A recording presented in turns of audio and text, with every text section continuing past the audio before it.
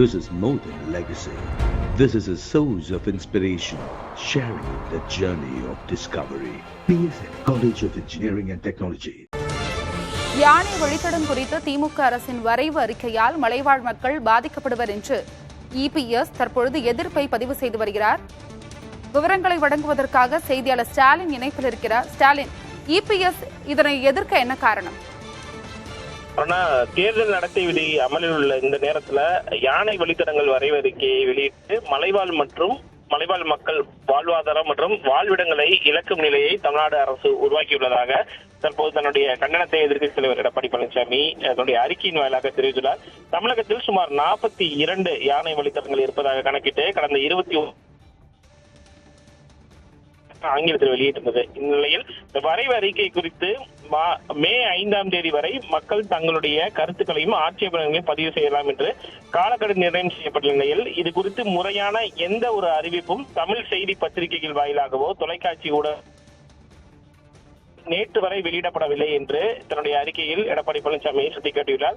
இந்த வரைவு அறிக்கையை பொறுத்தவரை 161 பக்கங்களாக கொண்டு ஆங்கிலத்தில் வெளியிடப்பட்டுள்ளது. வனப்பகுதியில் வாழும் மலைவாழ் மக்களை பொறுத்தவரை தமிழில் வெளியிடப்படும் அறிக்கையை மட்டுமே படித்து புரிந்து கொள்ளக்கூடிய சாமானிய மக்களாக இருக்கக்கூடிய நிலையில் இந்த தமிழ்நாடு அரசு வெளியிட்டுள்ள இந்த ஆங்கில வரைவு அறிக்கையை படித்து அதன் மீது தங்களுடைய கருத்துக்களை பதிவு செய்வதற்கான சாத்தியக்கூறு இல்லாத ஒரு நிலை ஏற்பட்டுள்ளதாக எதிர்க்கட்சித் தலைவர் எடப்பாடி பழனிசாமி தன்னுடைய குற்றச்சாட்டுகளை முன்வைத்துள்ளார். இந்த சூழலில் வரைவு அறிக்கைக்கு எதிராக ஜனநாயக ரீதியில் மக்கள் தங்களுடைய எதிர்ப்புகளை தெரிவித்து அமைதியான வழியில் போராடுவதற்கான வாய்ப்புகளும் முடக்கப்பட்டுள்ளதாகவும் தற்போது இந்த அறிக்கையில் எடப்பாடி பழனிசாமி தெரிவித்துள்ளார்.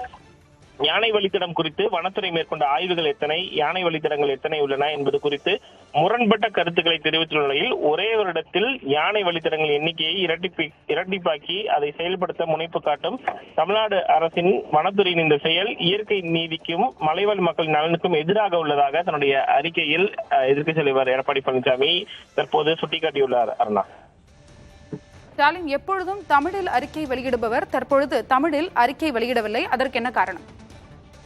அண்ணா, வரைவு அறிக்கையை பொறுத்த வரைக்கும் கடந்த 29ஆம் தேதி தமிழ்நாடு அரசு வெளியிட்டிருந்தது. தற்போது அதற்கான ஒரு எதிர்ப்பு தான் தற்போது கிளம்பி இருக்கிறது.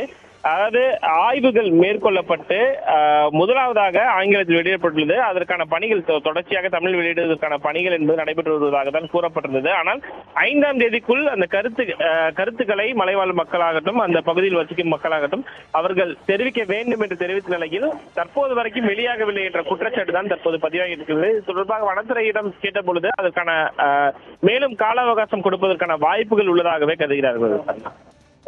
உங்களுடைய விரிவான தகவலுக்கு நன்றி Stalin. This is more than legacy. This is a source of inspiration, sharing the journey of discovery. PSN College of Engineering and Technology.